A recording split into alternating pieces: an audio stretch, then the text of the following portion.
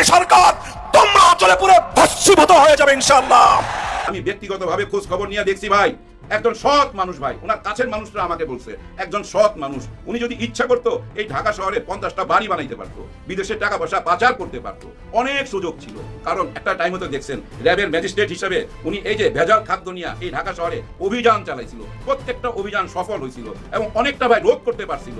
এখন উনি ছিল এই সিলেট শহরে, সিলেটের একটি মাজারে ভাই কোটি কোটি শত কোটি টাকা বছরে আয় হয়। এই টাকা কোথায় যায়, কারা নেয়, কারা খায়, এই ব্যাপারটা উনি সামনে তুলে আনছিল। উনি জানতে চাইছিল এই টাকার হিসাব। আর এই মাজার প্রাঙ্গণে, এই মাজারের আশেপাশে যেভাবে মাদকের ব্যবসা হয় সেটা উনি বন্ধ করতে চাইছিল। এর মধ্যেই কিন্তু উনি বদলি হয়ে গেল। আন্দোলনের আগে বলতেন যে আন্দোলন করার কি দরকার, তোমাদের দরকার পড়াশোনা করা, তাইলে তো আর আন্দোলন করতাম না, শেখ হাসিনাকেও ভাগাইতাম না। তখন আপনারা আন্দোলন করতেন, আপনারা শেখ হাসিনাকে ভাগাইতেন, সমস্যা তো ছিল না। মাননীয় স্পিকার, গত কয়েকদিন আগে বিরোধী দলের একজন সংসদ সদস্য বলেছেন কওমি মাদ্রাসায় নাকি বরাদ্দ দেওয়া হয়নি। আমি ওনাকে বলতে চাই, কওমি অর্থ হচ্ছে গোষ্ঠী। বাংলাদেশ জাতীয়তাবাদী দল কোনো গোষ্ঠীর জন্য, কোনো ব্যক্তির জন্য কাজ করে না। বাংলাদেশ সরকারকে বলবো চোখে চোখ রেখে কথা বলেন। বাংলাদেশ এক নতুন সীমান্ত প্রহরী জাতি আকারে আবির্ভূত হয়েছে। আমরা এমন একটা দেশে বসবাস করি ভাই, যে দেশে চুরি করলে সমস্যা নাই, কিন্তু কেউ যদি চোরকে ধরে তাহলে সমস্যা আছে। কার সমস্যা? যে চোরকে ধরবে তার সমস্যা, যে চুরি করছে তার সমস্যা নাই। আমাদের এই দেশে খুন করলে সমস্যা নাই, কিন্তু কেউ যদি খুন করা দেখে ফেলে তাহলে তার সমস্যা আছে। আমাদের এই দেশে চাঁদাবাজি করতে সমস্যা নাই, কিন্তু কেউ যদি চাঁদাবাজি করতে বাধা দেয় তার সমস্যা আছে। অনেকেই হয়তো ভাবছেন ভাই এ কথা বলছেন কেন, এ কথা এই জন্যই বলছি, হ্যাঁ, ডিসি সরোয়ার ওনাকে তো খুব ভালো করে চেনেন, উনি কেমন ব্যক্তি। সিলেটে মাজারে যে অবৈধভাবে ব্যবসা করা হয়, মদ গাঁজা ইয়াবা এগুলো গোপনে বিক্রি করা হয়, মানুষদেরকে মাতাল বানানো হয়, এক কথায় বলতে গেলে অসাধু ব্যবসা করা হয়, সেগুলো বন্ধ করে দিয়েছিল আমাদের এই সাহসী একজন ব্যক্তি সরোয়ার ভাই। এই বন্ধ করে দেওয়ার পরে দেখা গেল ওনাকে বদলি করে দেওয়া হয়েছে। তো বুঝতে পেরেছেন, যেখানে মদ গাঁজা ইয়াবা সবকিছু চলবে, মাজারের নামে গাঞ্জা খাইবে, মাজারের নামে দেহ ব্যবসা চলবে, মাজারের নামে পাগল সেজে অপকর্ম করে বেড়াবে, আর সেইগুলো বাধা দিলেই সে বদলি হয়ে যায়। এজন্য আমি প্রথমে বলেছি যে খুন করলে সমস্যা নেই, কিন্তু কেউ যদি খুন করা দেখে ফেলে তাহলে সমস্যা আছে তার। চুরি করলে সমস্যা নেই, কিন্তু কেউ যদি চোরকে ধরে ফেলে সমস্যা হলো তার। যেমন এখানে গাঁজা খাইছে সমস্যা হয় নাই, ইয়াবা খাইছে সমস্যা হয় নাই, পাগলের রূপ ধারণ করে রাতে অপকর্ম করেছে সমস্যা হয় নাই, নানান ধরনের অসাধু ব্যবসা করেছে সমস্যা হয় নাই, হ্যাঁ, মাজারের নাম করে লক্ষ লক্ষ কোটি কোটি টাকা হাতিয়ে নিয়েছে, এটা কোনো সমস্যা হয় নাই। কিন্তু যখন এইটা বাধা দিয়েছে তখন সমস্যা হয়েছে। কাদের সমস্যা হয়েছে? ওই পাগলাদের সমস্যা হয় নাই, যে বাধা দিয়েছে তার সমস্যা, তাকে বদলি করা হলো। এটাই হলো সোনার বাংলাদেশ ভাই, এটাই হলো আমাদের সোনার বাংলাদেশ। নামে সোনার বাংলাদেশ, কামে যে কিসের বাংলাদেশ এটা আমরা খুব ভালো করে জানি। আরেকটা বিষয়, চলুন নীলুফার মনি বিএনপির একজন নেত্রী, মহিলা নেত্রী। তো উনি মাঝে মধ্যে সোশ্যাল মিডিয়া ভাইরাল হয় কিছু উল্টাপাল্টা কথা নিয়ে। তার বেশিরভাগ কথাই থাকে হলো ইসলাম বিদ্বেষী, আলেম বিদ্বেষী, টুপিওয়ালা বিদ্বেষী, দাড়িওয়ালা বিদ্বেষী। হ্যাঁ, মানে তার বাপ মারে যারা বিয়ে পড়াইছে, তারা মারা গেলে যাদের জানাজা করে দাফন করে যারা, তাদেরকে দেখলেই আসলে তার চুলকায়। তো এরকম একজন মহিলা বলতেই পারেন নীলুফার মনি। তিনি কিছুদিন পূর্বেও কিন্তু ভাইরাল হয়েছিল একটা বিষয় নিয়ে, আবারও ভাইরাল হয়েছে সংসদে দাঁড়িয়ে বক্তব্য দিতে গিয়ে। তাতে বোঝাই গেল যে আসলে ওনার চুলকানি মোটামুটি খারাপ না, ভালোই আছে। যাই হোক দর্শক, এই একটা বিষয় রয়ে গেল।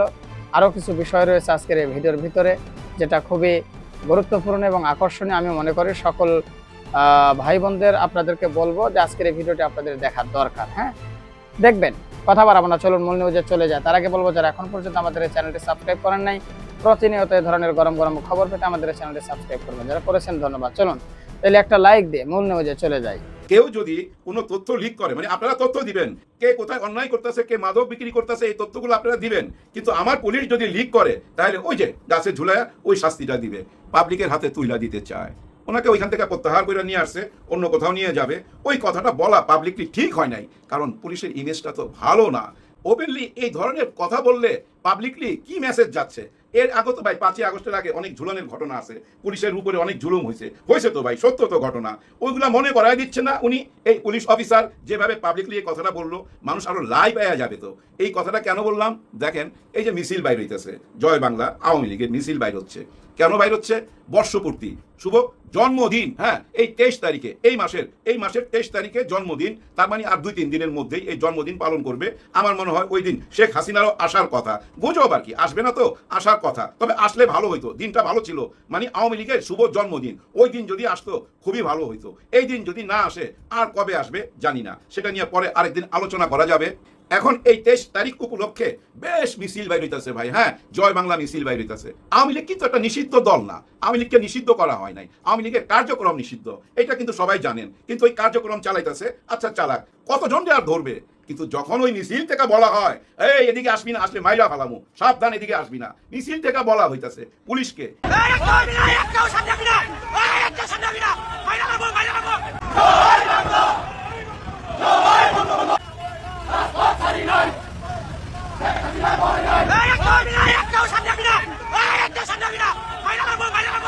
এখন আপনারাই বলেন, এই ধরনের হুমকি ধামকি যদি পুলিশকে দেয়, পুলিশের ইমেজ থাকে না। তার মানে কি জানেন, এই ফুটেজটা দেখা, এই ডায়লগটা যে মারছে, পুলিশকে যে হুমকিটা দিছে, ওকে এবং ওর আশেপাশে সবাইকে অবশ্যই ধরতে হবে। না ধরলে এটা কিন্তু আরো বাড়তে থাকবে। এর মধ্যে আপনারা দেখছেন এই ঢাকাতে ককটেল ফুটানো হয়েছে, মিছিল থেকে ককটেল ফুটানো হয়েছে। তার মানে ওই সন্ত্রাসী কার্যক্রম চলতেছে।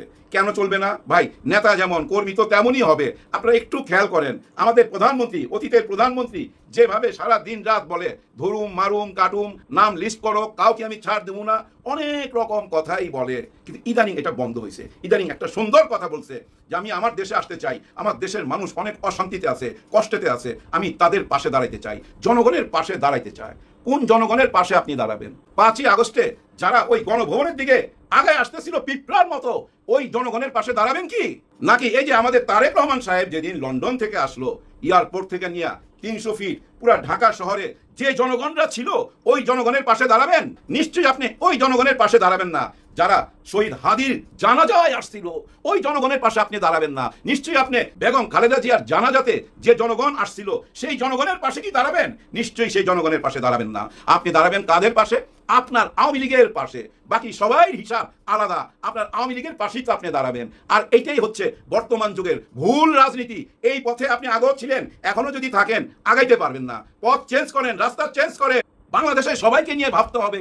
বাংলাদেশের সবাই তো জনগণ, আপনারাই তো সবাই মন্ত্রী, মিনিস্টার, বড় বড় নেতা, আমরা তো সাধারণ জনগণ। আমাদের পাশে দাঁড়াইতে হবে, আমাদের পাশে দাঁড়াইবার রাজনীতি করেন। ওই হিংসার জুলুমের রাজনীতি আর চলবে না। এই দেশে জুলুমের রাজনীতি চলবে না। যাই হোক ভাই, যে কথাটা বলার জন্য আসছি, পুলিশের কথা তো বলা হয়ে গেছে ভাই। পুলিশের কথা কেন বললাম বুঝেন তো ভাই? পুলিশ ছাড়া কি বাঁচতে পারবেন? পুলিশ ছাড়া একটা দেশ চলতে পারে? পুলিশ ছাড়া ভাই আপনি 24 ঘন্টা টিকতে পারবেন না পুলিশ ছাড়া। হ্যাঁ, পুলিশ হরতাল করুক না ভাই, হ্যাঁ, বলুক যে আমরা 7 দিনের জন্য হরতাল করলাম।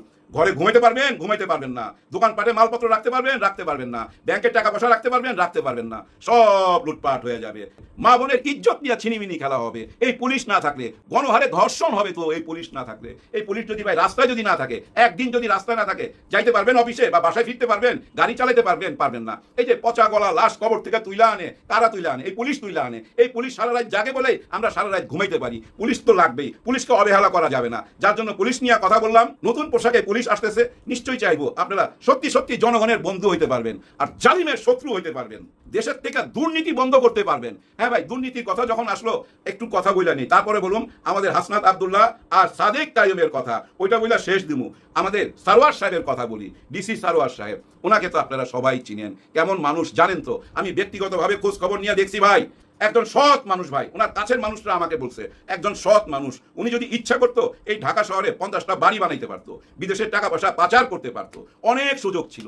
কারণ একটা টাইমে তো দেখছেন র্যাবের ম্যাজিস্ট্রেট হিসেবে উনি এই যে ভেজাল খাদ্য নিয়ে এই ঢাকা শহরে অভিযান চালাইছিল। প্রত্যেকটা অভিযান সফল হয়েছিল এবং অনেকটা ভাই রোধ করতে পারছিল। এখন উনি ছিল এই সিলেট শহরে। সিলেটের একটি মাজারে ভাই কোটি কোটি শত কোটি টাকা বছরে আয় হয়। এই টাকা কোথায় যায়, কারা নেয়, কারা খায়, এই ব্যাপারটা উনি সামনে তুলে আনছিল। উনি জানতে চাইছিল এই টাকার হিসাব।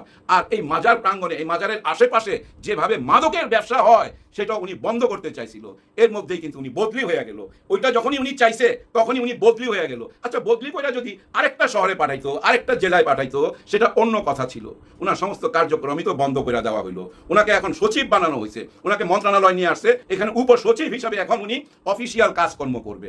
ওইভাবে আর অভিযান কি চালাইতে পারবে? পারবে না। দেখেন, একটা ভালো মানুষের কার্যক্রম বন্ধ হয়ে গেল, কারণ এই সিস্টেমের কারণে। এই সিস্টেমের মধ্যে এখন ফেলে দিল সারোয়ার সাহেবকে। দেখবেন এই সিস্টেমে পড়ে যায় ওই সবাই মতো হয়ে গেল। আমরা আরেকজন সারোয়ার সাহেবকে কবে পাবো জানি না, নিশ্চয়ই আসবে, আমরা অপেক্ষায় রইলাম। ভাই ব্রাদার, এবার চলে যাই লন্ডনে। আপনারা তো জানেন ওইখানেও কিন্তু একটা ওই হুমকি ধামকি চলে আসছে। হ্যাঁ ভাই, এই যে যেমন ওই যে পুলিশকে হুমকি দিল, মৃত্যুর হুমকি, মাইরা ফেলাবের হুমকি, ওইখানেও কিন্তু এক লোক ছাত্রলীগ করে, হ্যাঁ ছাত্রলীগ করে, সে কিন্তু ওই যে একটা গাড়ি নিয়ে, ভেসপা বা হোন্ডা বাইক কি জানি বলে, ওইটা নিয়ে হাসনাত আব্দুল্লাহর গাড়ির পিছনে পিছনে, আপনারা দেখছেন ওই ভিডিওটা, গাড়ির ভিতর থেকে ভিডিও করতেছিল, আর সে পিছনে পিছনে বারবার আসতেছিল, আগে যাইতে চাইতেছিল। এরপরে ঘটনাটা আমরা জানি না, সে ভিডিও দেখি নাই। শোনা গেছে কি সে সামনে যায় গাড়িটা আটকাইছে, তারপরে বাঘ বিতণ্ডায় জড়াইছে, ওইখানে হয়তো ধাক্কাধাক্কি হয়েছে বা কিছু একটা হয়েছে, কিন্তু নিশ্চয়ই হাসনাত আব্দুল্লাহ গাড়ি থেকে বের হবে না, নিশ্চয়ই বের হওয়া উচিত হবে না। ওইখানে তার বন্ধু বান্ধব সেটা মোকাবেলা করছে। ওই লোক যায় একটা মামলা ঢুকে দিছে, কি তাকে মেরে ফেলার হুমকি দিছে, মারতে চাইছে, অ্যাটেম্পট টু মার্ডার, হাবি জাবি একটা মামলা ঢুকে দিছে, যার জন্য হাসনাত আব্দুল্লাহকে ডাকছিল। হাসনাত আব্দুল্লাহ গেছে, উনি সমস্ত আলাপ করছে, ওনার সাথে ওনার একটা উকিল ছিল, সবকিছু বুঝাই দিছে এবং ওই ভিডিও দেখাইছে। তারপর হাসনাত আব্দুল্লাহ চলে আসছে এবং হাসনাত আব্দুল্লাহ ইংল্যান্ডের পুলিশকে ধন্যবাদ দিছে তাদের কার্যক্রমের জন্য। এখন খেয়াল করেন, এই যে যাওয়ার পর থেকে সবাই দৃষ্টি আমাদের হাসনাত আব্দুল্লাহর দিকে। হাসনাত আব্দুল্লাহর পিছনে ওরা ডিম নিয়ে আসতেছে, ওদেরকে অ্যারেস্ট করতেছে। হাসনাত আব্দুল্লাহ আঙ্গুল দেখাইতেছে, আবার ডিম দেখাইতেছে, ঘৃণার জবাব ঘৃণা দিয়েই দিতেছে ভাই, কাউন্টার জবাব দিয়েই যাচ্ছে। কিন্তু সাদেক কাইয়ুম কোথায়? সাদেক কাইয়ুম কিন্তু এই ফ্রেমের মধ্যে নাই, এই ডিম মারামারির মধ্যে নাই, ওই আঙ্গুল দেখাদেখির মধ্যে নাই। সাদেক কাইয়ুম আছে তার নিজস্ব কাজে, যে কাজে গেছে, যেভাবে চীন থেকে কাজ করে আসছে ঠিক একই কাজ এখানে করছে। বিভিন্ন বিশ্ববিদ্যালয়ে যাচ্ছে, তাদের লেখাপড়ার মান দেখতেছে, হোস্টেলের মান, থাকার মান, খাওয়ার মান, কেমন ভাবে তারা থাকে, কেমন ভাবে লেখাপড়া করে, কি কি সুযোগ সুবিধা পায়, এইসব দেখতেছে। আর ভিতরে ভিতরে যে কাজটা করার সেটাই করতেছে। সাদেক কাইয়ুম শুধু একজন ছাত্র নেতা না, একজন রাজনীতিবিদ। সাদেক কাইয়ুম তো রাজনীতিতে আসবে, সে তো জানে কি করতে হবে, আর বড় ভাইদের সঙ্গে তাদের যোগাযোগ আছে। আমি বলতে চাচ্ছি, জামাতে ইসলাম আর শিবির ইনারা কিন্তু কেউ আলাদা না। এনসিপি আমি মনে করি আলাদা কেউ না, একসাথে আছে, এখনো আছে, আগামীতেও থাকবে।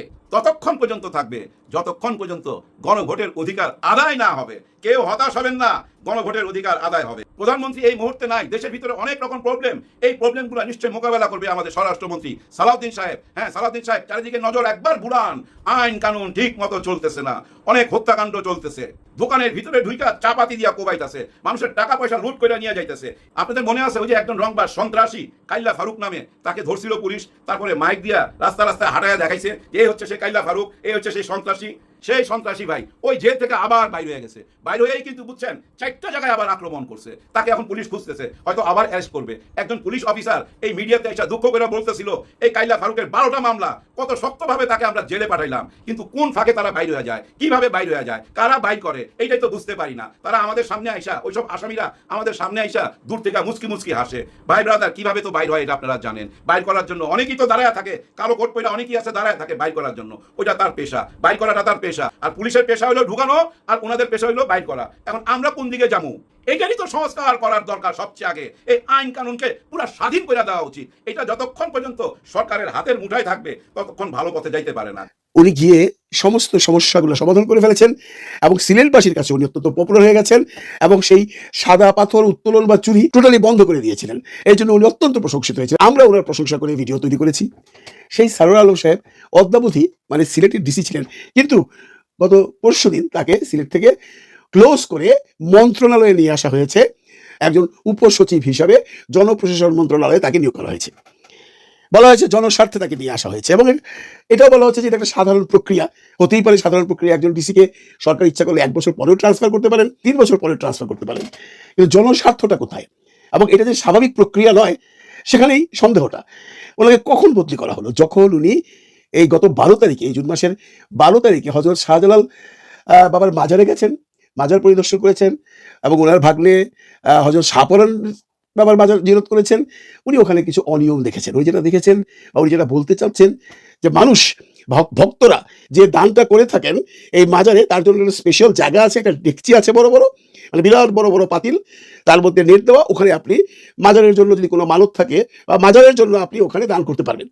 এটা কোনো লিগাল মনে করছেন না। এবং এই যে টাকা পয়সা, এটার কোনো হিসাব কিতাব নাই, কারা নিচ্ছে, কত টাকা আসছে, কোথায় খরচ হচ্ছে, একজন ভক্ত যে টাকাটা দিচ্ছে সেই টাকাটা কি কোনো মানুষ খাচ্ছে বা কোনো খাদেম খাচ্ছে, না পুরোটাই এই যে মাজারের উন্নয়নের জন্য দেওয়া হচ্ছে বা খরচ হচ্ছে, এমন কোনো পরিষ্কার খবর উনি পেলেন না।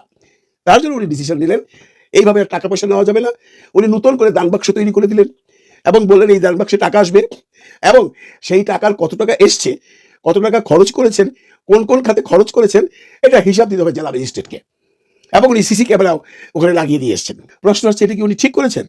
আপনি যদি একভাবে দেখেন তাহলে ঠিক করেছেন, কারণ আমরা ওই যে নেত্রকোনায় পাগলা বাবার একটা বাজার আছে, সেখানে কোটি কোটি টাকা প্রতি বছর তার ভক্ত অনুরক্তরা দিয়ে যায়। সেই টাকার পুঙ্খানুপুঙ্খ হিসাব জেলা ম্যাজিস্ট্রেটকে দেওয়া হয়, মানে ডিসি সাহেবের কাছে দেওয়া হয়। আমাদের এই যে ঢাকায় যে গুলিস্তানে একটা বাজার আছে, ঠিক গুলিস্তানের ওই কর্নারটার মধ্যে, বাজারটার নাম আমি এই মুহূর্তে ভুলে গেলাম, আপনারা সবাই দেখেছেন, ওইটা চালায় ঢাকা সিটি কর্পোরেশন। ওইখানে যে পয়সাগুলো মাজার পায় সেগুলো সিটি কর্পোরেশন নিয়ে যায়, নিয়ে এই মাজারটা রক্ষণাবেক্ষণ করে। কারণ এই মাজারের কোনো খাদেম নেই বা এই মাজারের কোনো পার্টিকুলার পার্সন নেই যেটা রক্ষণাবেক্ষণ করে, সিটি কর্পোরেশন সেটা করে।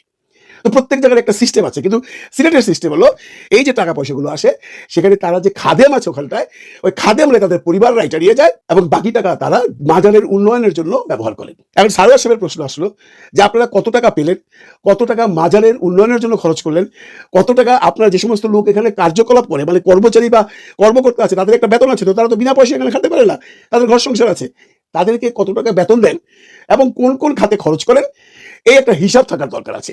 এটা কি উনি অন্যায় করেছে? আমার তো মনে হয় না, কিন্তু এটাই হয়তো বা তার কাল হয়েছে। যদি আমরা দেখি যে সিলেটের যে পরবর্তী ডিসি মহোদয় যিনি যাবেন, ওনার পরিবর্তে যিনি যাচ্ছেন, উনি গিয়ে যদি সেই সারোয়ার আলম সাহেবের করা অধ্যাদেশগুলো মেনে নেন যে হ্যাঁ উনি যেভাবে বলে গেছেন মাজার শরীফ সেভাবেই চলছে, তাহলে আমরা ধরে নেব যে সারোয়ার সাহেবকে জনস্বার্থে সাধারণ প্রক্রিয়ায় বদলি করা হয়েছে। কিন্তু সেটা যদি না হয়, যদি যে নিয়মগুলো উনি করতে চাচ্ছেন এগুলো যদি পরবর্তী ডিসি মহোদয় এসে না করেন, তাহলেই বোঝা যাবে ওনাকে এই যে খাদেম বা ওখানকার এলাকার মানুষ বা একটা চক্র তাকে প্ল্যান করে সিলেট থেকে সরিয়ে দিয়েছে।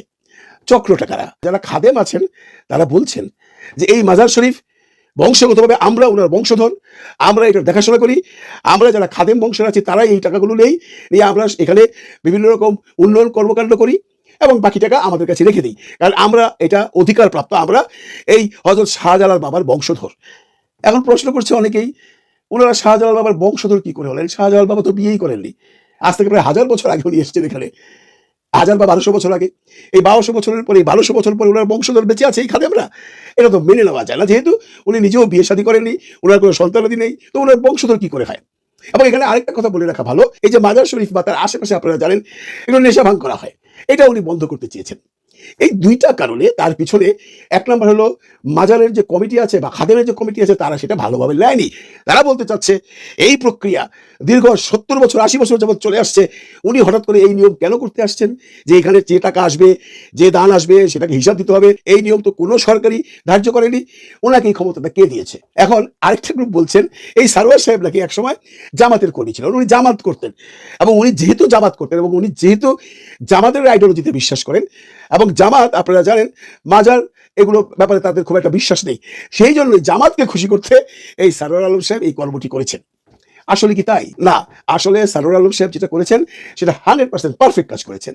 কারণ উনি যেটা বুঝাতে চাচ্ছেন যে সব জায়গায় একটা স্বচ্ছতা থাকতে হবে, সেটা নেত্রকোনার পাগলা বাবার মাজারে যদি হয়ে থাকে সেই স্বচ্ছতা, বা কিছুটা স্বচ্ছতা যদি ঢাকার এই গুলিস্তানে সেই মাজার শরীফ হয়ে থাকে, তাহলে ওয়াই নট সিলেটের এই শাহজালাল বাবার মাজার বা শাহপরান বাবার মাজার? কিন্তু এটা ওনারা মেনে নিচ্ছেন না। এখানে আরেকটা প্রশ্ন আসছে, এই যে খাদেম যিনি আছেন বর্তমানে, যেখানে ওখানে সিনিয়র খাদেম, উনি নাকি বর্তমানে বিএনপির ওই এলাকার একজন বড় নেতা এবং উনি বেশ শক্তিশালী। এবং আমরা জানি যে এই মাজার শরীফে যারা আছেন তাদের কাছে বিএনপি হোক, আওয়ামী লীগ হোক বা যে কোনো দলেরই যারা রাজনীতি করে তারা সবাই এই মাজারের ভক্ত। মাজারের ভক্ত মানে খাদেম সাহেবের সাথে তাদের একটা সুসম্পর্ক আছে, সবাই ওই মাজার শরীফকে সবিহ করে, মাজার শরীফকে সবিহ করতে যেয়ে খাদেমকেও সবিহ করে। তো এরা এই যে খাদেমরা বেসিক্যালি তাদের সাথে বিভিন্ন রাজনৈতিক দলের বা বিভিন্ন উচ্চ মহলে মন্ত্রী মিনিস্টার বলেন যাই বলেন তাদের সাথে একটা ভালো সম্পর্ক আছে, এজন্য তাদের একটা ক্ষমতাও আছে। তারা কি সেই ক্ষমতাটা প্রয়োগ করেছে? আমরা কেউই সেটা এখন পর্যন্ত জানি না। আমরা জানতে চাই, জনগণ জানতে চায় কেন সারোয়ার আলমকে সিলেট থেকে বদলি করা হলো। সিলেটবাসীও কিন্তু খুব একটা খুশি নয়।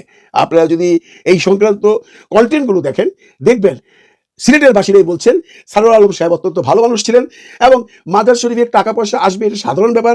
এখানে স্বচ্ছতা জানতে চাওয়ার জন্য যদি তাকে এখান থেকে বদলি করা হয় তাহলে সরকার সেটা ঠিক করছে না।